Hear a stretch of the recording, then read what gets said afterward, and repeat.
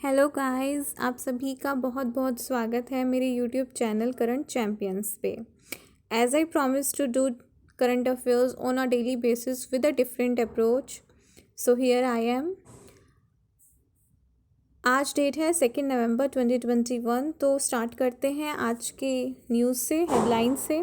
But उससे पहले आप लोगों को आइडिया लग ही गया होगा why I always use to mention in my videos with a different approach. Title में भी आप देखते होंगे विद अ डिफरेंट अप्रोच, क्यों? तो आपको मेरी पहली वीडियो से पता लग ही गया होगा, और अगर जिसने नहीं देखी है तो please go and watch the video. तो आ गई हमारी headlines. India to achieve net zero emissions by 2070। This is very important headline. Indian Prime Minister said at the COP26 summit in Glasgow that India will achieve net zero emissions latest by 2070. Remember this year, याद रख लो इसको, 2070. By 2030, India will ensure 50% of its energy will be sourced from renewable energy sources. And India will reduce its carbon emissions by 2030 by a billion tons. I'm so sorry guys for the voice of crackers.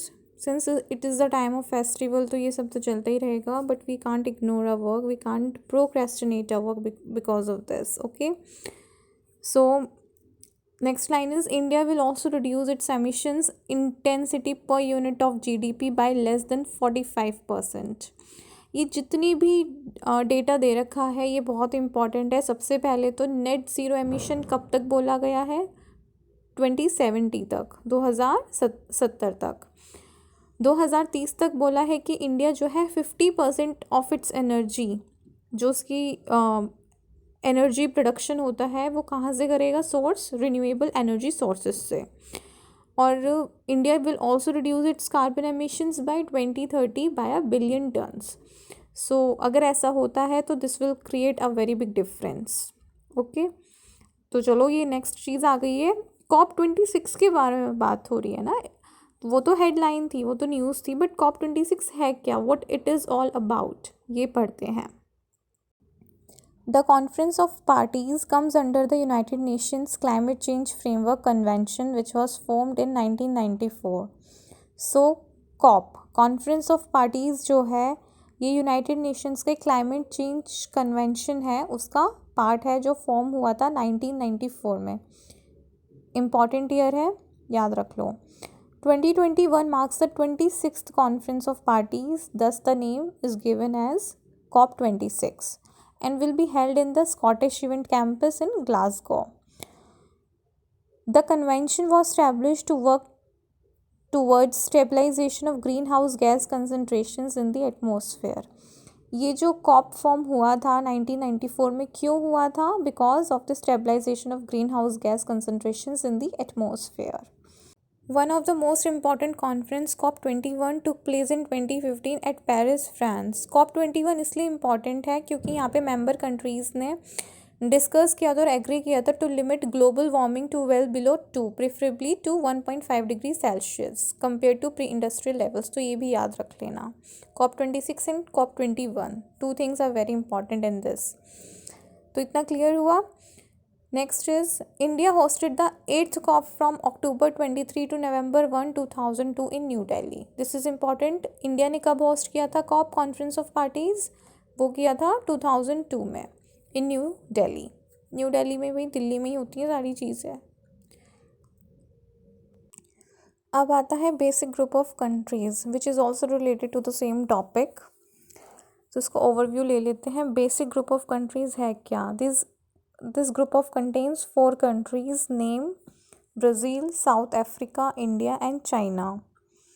The basic group of countries was formed as the result of an agreement signed by the 4 countries on November 28, 2009. You just remember basic group of countries कब form हुआ था? 2009 में। Year याद रखो बस। On the opening day of the COP26, Indian Environment Minister Bhupendra Yadav, एक और current affair निकलता है, एनवायरमेंट मिनिस्टर कौन है इंडिया के? Bhupendra Yadav, delivered a statement on behalf of the basic group. Its main demand was to conclude Paris Agreement rule book at COP26. वैसे तो उन्होंने बहुत सारी चीज़ें रखी थी अपनी स्टेटमेंट में, जो उन्होंने स्पीच दी थी, बट उसमें से मेन जो टॉपिक था, मेन कंक्लूजन था, that was to conclude Paris agreement rule book. Okay, तो याद रखना इसमें बहुत सारे करंट अफेयर्स निकल चुके हैं।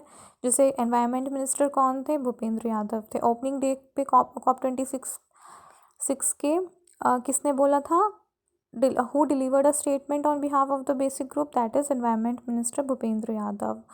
And basic group of countries में कौन कौन सी कंट्रीज़ आती हैं, कौन सी नहीं आती हैं, है ना। तो ये इस तरीके के सारे करंट अफेयर्स हो गई है। So shall we move on to next headline. Next headline है हमारी कोवोवैक्स के लिए। कोवोवैक्स के ऊपर biotechnology firm Novavax and its partner Serum Institute of India have received the first emergency use authorisation for Novavax कोविड-19 vaccine in Indonesia. जो Serum Institute है, it will manufacture the vaccine in India and market it in Indonesia under the brand name Covovax. यानी कि biotechnology firm है नोवोवैक्स और उसके साथ partnership में कौन है? Serum institute. और ये दोनों मिलकर के एक वैक्सीन बना रहे हैं फॉर इंडोनेशिया, जिसका नाम है नोवोवैक्स। ये कोविड-19 वैक्सीन है और ये इंडोनेशिया को सप्लाई करेंगे। Since here we are talking about the vaccines, तो कोवैक्सीन पता होना चाहिए किसने निकाली थी? ये भारत बायोटेक ने, जिसका हेडक्वार्टर हैदराबाद में। फाउंडर है Krishna Ella and founded in 1996। Similarly we talk about Covishield, it was manufactured by Serum Institute of India, headquarter is in Pune, founder is Cyrus S Poonawalla. Similar ना, Pune Poonawalla, easy to remember. Founded in 1966 and current CEO is Adar Poonawalla. Clear? चलें अपने next headline की तरफ। Next headline is about Bhasha Sangam initiative for schools. Education minister Dharmendra प्रधान,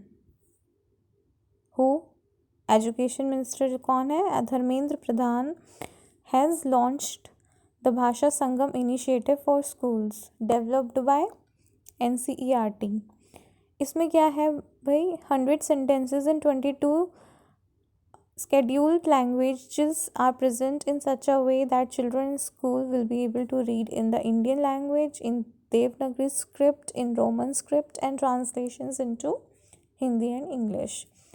तो important क्या क्या है इसमें, ये तो मैंने इसे आपको समझाने के लिए ओवर व्यू दिया है कि क्या होगा, बट इम्पॉर्टेंट है कौन सा इनिशिएटिव लिया है? भाषा संगम इनिशिएटिव लिया है। ये डेवलप किसने किया है? NCERT ने किया है।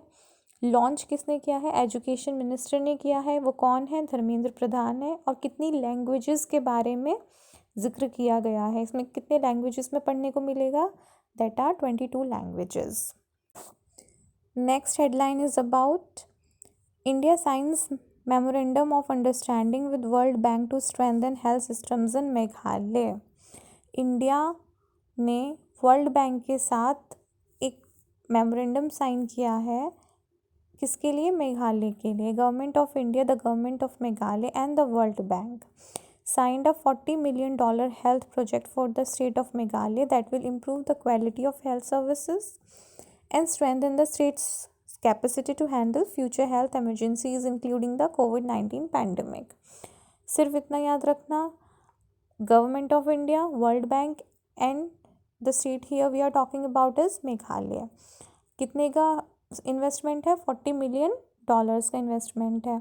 किस पर्पस से है? हेल्थ पर्पसेस से है। क्लियर है इतना? अब since we are talking about the world bank, तो इसकी करंट अफेयर की पूरी इन्फॉर्मेशन होनी चाहिए, इसकी स्टैटिक इन्फॉर्मेशन, और क्योंकि हम मेघालय की भी बात कर रहे हैं तो उसकी भी इन्फॉर्मेशन होनी चाहिए। तो बताए कौन कौन बताएगा इसमें क्या आएगा? वर्ल्ड बैंक का हेडक्वार्टर कहाँ पर है? वॉशिंगटन USA में। प्रेसिडेंट कौन है? David Malpass. मेघालय की कैपिटल क्या है? ये मैंने आप लोगों के लिए छोड़ दी है, मुझे कमेंट सेक्शन में बताइएगा। CM कौन है? Conrad Sangma and governor is Satyapal Malik. देखिए समझ में आ रहा है आप लोगों को?